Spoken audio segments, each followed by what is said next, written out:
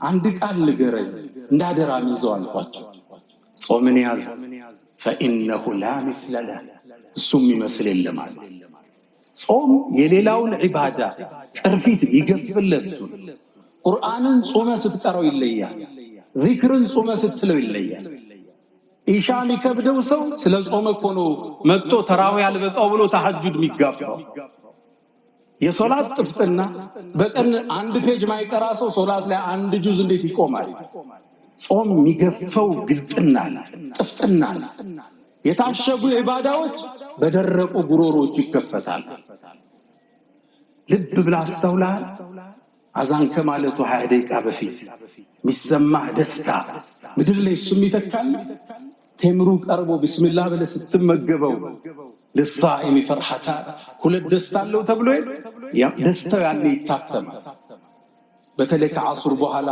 ቁርአን ይዘህ ቀን ትንሽ አርፈህ ቁርአንን እስኪያዘው ጥፍጥናው የተለየ ዚክር እስኪበለው ተይስቶ የተለየ ጾም አከታትለው ነበርና ዑመር ኢብኑ አልኸጣብ ቢጾም እና አይሻ ረዲየላሁ ተዓላ እና ዑስማን ኢብኑ አፋን hatta ሊሞቱ ሲል እንኳን ጾሙን አልተውም ነበር ዑስማን ኢብኑ አፋን ከመሞታቸው አንድ ቀን በፊት ከመገደላቸው ታሪኩ ሰፊ ነው ሌላ ጊዜ እንዘክረዋለን በህልማቸው ነብዩንና ሸይኸይን አቡበክርና ዑመርን አዩ እሳቸው ኸሊፋ ናቸው ከዛ ምግብ ቀርቧል ሊበሉ ሲሉ አሁን ከኛ ጋር ተበላም ነገ ጾምና አብረን ታፈጥራለህ ሰይድና ዑስማን ጾሙ በዛውን ቀን ተገደሉ ምናልባት ህልማቸው ተተርጉሟል ሰይድና አሊ ረዲየላሁ ተዓላ ዐንሁ ጿሚ ነበሩ حتى النبي عليه الصلاه والسلام ወሲያ ሰጥቷቸዋል አንዴ ጠሯቸው ያ አሊ አተድሪ መን አሽቅ الناس ከዚህ ትውልድ እድለቢሱ እርጉሙ ማን እንደሆነ ታውቃለህ ከመጀመሪያው ትውልድ ግመሏን የቆረጣት ነው አላቸው ኢذن بعث اشقاها ከዚህ ትውልድ አላቀም አላቸው ከዚህ ትውልድማ አንተን ይገለህ ነው አለ አብዱራህማን ኢብኑ ሙልጅም ይባል ከሃዲ ነበር ለሱብህ ሲወጣ ይገደላቸው ተነገተ አሊ ያ አላህ መልእክተኛ ትገደላለህ እንዴ አላቸው አው ያ አሊ ትገደላለህ ወአንተ አኽመስ ስትሞት ያኔ ረሃብ ላይ ነህ አንተ ምናልባት ጾመዋል በጣም በተራውበት ወቅት ነው የሚሰው وان هذه هي الصمه لتخضب بالدماء ደም ይታጠባል ተነገተ አሊ የነብዩን ቃል እውነት አለ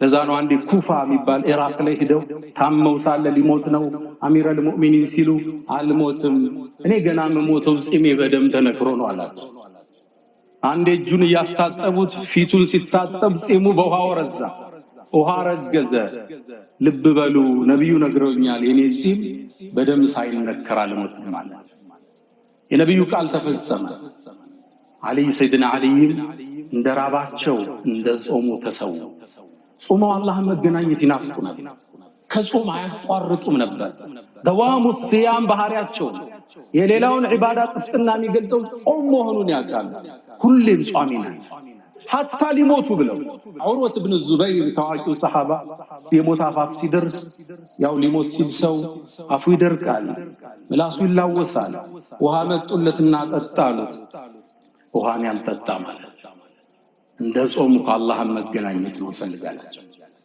ምክንያቱም ሐዲስ ላይ ኢማም አህመድ በተዘገበው ሼኽ አልባኒ ሶሒህ ባሊት ሐዲስ ላይ አንድ ሰው ለአላህ ብሎ ጾሞ ከሞተ دخل الجنه من الحديث دخل فعل ماضي نلوال ገባ ይገባል አላህ ነው የሚያስፈጥረው وسقاهم ربهم شرابا طهورا نفيسة بنت حسن يا نبي زرنج تواكي نفيسة بنت الحسن بن زيد بن علي مسمر ودزان عبيد نبرج صوامي نبرج يموت عفاف لي ستهون اندي ياقصت شكو ነው አጠጫሏት ጾመኛ ነበረች ጾምሽን ትቻሏት በጭራሽ አለች አታውቁም እንደኔ 30 አመት ሙሉ አላህን በጾም እንዲወስደኝ ስለምነው ነበር አሁን አፈጥራለሁ እንዲያለች ቁርአን መቅራት ጀመረች መጨረሻ ላይ እየቀራች ከተበ ربكم على نفسه الرحمه